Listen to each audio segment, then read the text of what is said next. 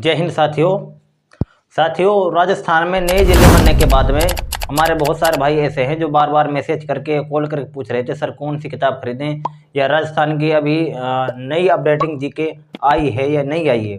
ठीक है, इसके बाद में कई सारे साथियों के जीके संबंधित अनेक प्रकार के सवाल थे। तो साथियों, उन सभी सवालों के जवाब देना मेरे हिसाब से सभी को अलग अलग जवाब देना असंभव है। इसलिए मैंने राजस्थान जीके की सभी किताबों को देखकर और एक अच्छी किताब जो मैं ये कहता हूँ शॉर्ट एंड स्वीट हो और जिसमें अशुद्धियाँ ना हो, जिसमें कई सारे फैक्ट ऐसे, कई सारी किताबें ऐसी होती हैं जिनमें कई फैक्ट गलत होते हैं, रॉन्ग इन्फॉर्मेशन होती है।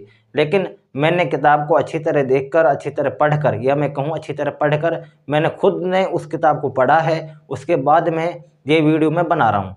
ठीक है साथियों, मेरी ये कोशिश है कि हमारे जो भी भाई इस किताब को खरीदे तो उन तक सही जानकारी पहुँचे। ठीक है साथियों, तो इसलिए मैं आज इस एक किताब के बारे में बताने वाला हूँ। और ये किताब मैं अगर कहूँ, अगर आपने पहले पढ़ी हो, दक्ष प्रकाशन की एक किताब आती थी राजस्थान सामान्य ज्ञान की। ठीक है साथियों, लेकिन उसी किताब के अकॉर्डिंग, या मैं कहूँ कि उन्हीं लेखक और प्रकाश जो मार्गदर्शक हैं उन्हीं के द्वारा एक किताब निकाली गई है। ठीक है साथियों, मैं अगर आप देख पा रहे हों, मार्गदर्शक हैं मनोहर सिंह कोचड़ा सर और SR अंजना साहब और दीपा रत्नू। ठीक है साथियों, ये इसके जो मार्गदर्शक और लेखक हैं। अगर आपने राजस्थान जीके की दक्ष प्रकाशन की एक किताब पढ़ी हो तो सेम मैं कह सकता हूँ कि जो अब नया बदलाव हुआ है जीके का, उसके अलावा जो पुराने जो फैक्ट हैं उसी किताब के अकॉर्डिंग है। ठीक है साथियों, जो वो किताब थी वो थी दक्ष प्रकाशन की और ये किताब है संजीव प्रकाशन की। ठीक है साथियों, इन्हीं लेखक और मार्गदर्शन के द्वारा दक्ष प्रकाशन की किताब निकाली गई थी। लेकिन अब ये मुझे पता नहीं है क्या कारण है, क्या कारण रहा होगा। बाकी अब जो ये किताब है ये संजीव प्रकाशन की है और ये नई अपडेटिंग जीके है। ठीक है साथियों, जो राजस्थान में 10 संभाग और 50 जो ज़िले हैं उन्हीं के अकॉर्डिंग ये किताब है। और मैंने इस किताब को अच्छी तरह पढ़कर, अच्छी तरह खंगाल कर, वैसे मेरी ये किताब पहले पढ़ी हुई है दक्ष प्रकाशन की, बाकी ये संजीव प्रकाशन के नाम से है, संजीव प्रकाशन की किताब है।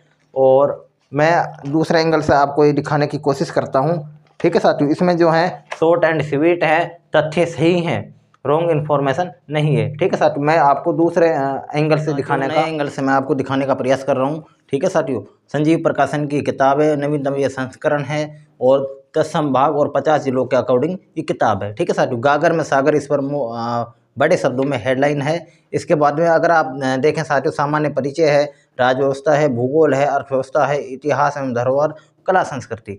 अगर हम कहें तो ये कंप्लीट राजस्थान जीके है और इसके जो मार्गदर्शक हैं वो हैं मनोहर सिंह कोचड़ा। ठीक है सर। ठीक है साथियों, अगर लेखन अनुभव की बात करें तो 20 वर्ष। अगर आपने राजस्थान जीके की पहले किताबें पढ़ी हो या राजस्थान जीके पढ़ी हो तो मनोहर सिंह कोचड़ा को साथियों आप जरूर जानते होंगे। ठीक है साथियों, इसके बाद में अगर हम बात करें मनोहर सिंह कोचड़ा, SR अंजना और दीपा रत्नू, ये आप देखें 4 पार्टों में इस किताब को डिवाइड किया गया है। साथियों, मैंने आपको पहले एक बात बताई थी कि अगर आपने दक्ष प्रकाशन की किताब पढ़ी हो तो सेम टू सेम उसी किताब के अकॉर्डिंग है। और कुछ फैक्ट ऐसे हैं जो सेम टू सेम बिल्कुल ऐसे ही टाइप कर दिए गए हैं, क्योंकि ये जो मैं लेखक और इनकी बात कर रहा था साथियों, तो इन्होंने पहले जो अपना मार्गदर्शन दिया वो दक्ष प्रकाशन को दिया था। ठीक है साथियों, मैं उम्मीद करता हूँ आप ढंग से सही तरीके से देख पा रहे होंगे। और इसके बाद में हम बात करें साथियों तो देखिए, राजस्थान का सामान्य परिचय, ये देखो नवीनतम प्रशासनिक परिदृश्य। ठीक है साथियों, जो भी फैक्ट हैं सब नए जिलों के अकॉर्डिंग है। हमारे कई सारे भाई ऐसे हैं जो जिन्हें अभी तक यही नहीं पता है कि राजस्थान जो नए ज़िले बने हैं, नए संभाग बने हैं, उनके अकॉर्डिंग किताबें आ गई हैं या नहीं आई है। ठीक है साथियों, तो उन्हीं को मैं ये बताने का प्रयास कर रहा हूँ।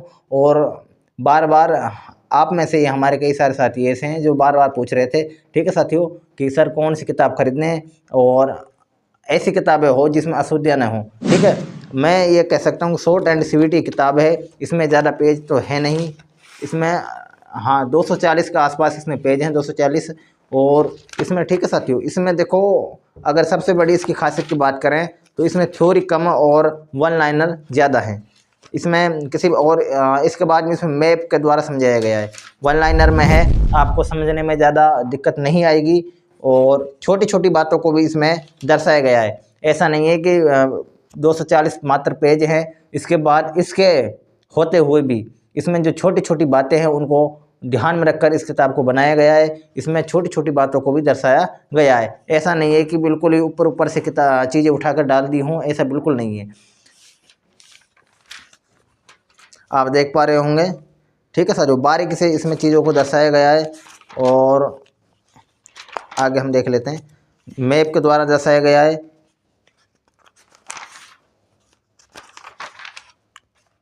और मैंने इस किताब में एक चीज़ ये भी देखी है कि साथियों कि टॉपिक कोई सा भी हो, अगर नीचे अगर इसमें खाली जगह बचती है तो लेखक ने उसका भरपूर उपयोग किया है और जगह जगह पर इसमें जो इम्पोर्टेंट चीज़ें हैं उनको दर्शाया है। ठीक है साथियों, इसमें देखो जो भी टॉपिक हम देख रहे हैं सभी टॉपिकों में मैप के द्वारा दर्शाया गया है। और वन लाइनर भी है। देखो मैं कह रहा था ना कि लूनी नदी, तो इसे लवणमती, मरु की आशा, सागरमती, कुल लंबाई, तो साथियों इसमें छोटी छोटी चीज़ों को बिल्कुल ना, मैं कहता हूँ कि शब्दों को कम करने का प्रयास किया गया है। बहुत सटीक भाषा का इसमें इस्तेमाल किया गया है और छोटी छोटी जो बातें हैं उनको भी ध्यान में रखकर इस किताब को बनाया गया है। नए जिलों के अकॉर्डिंग की किताब है और मैं इससे प्रभावित इसलिए हुआ हूँ क्योंकि इसमें साथियों अशुद्धियाँ कम हैं। कई किताबें ऐसी हैं जिन्होंने ज़्यादा लाग लपेट के चक्कर में ज़्यादा मैटर देने के प्रयास के कारण छोटी छोटी गलतियां की हैं, जिससे बच्चों को आगे चलकर दिक्कत होती है। पेपर में वो गलत आंसर करके आते हैं। पिछली रीट भर्ती में भी ऐसी कई प्रकार की समस्याएं देखने को मिली थी। ठीक है साथियों, इसमें मैं कह सकता हूँ कि मैटर शॉर्ट एंड स्वीट है।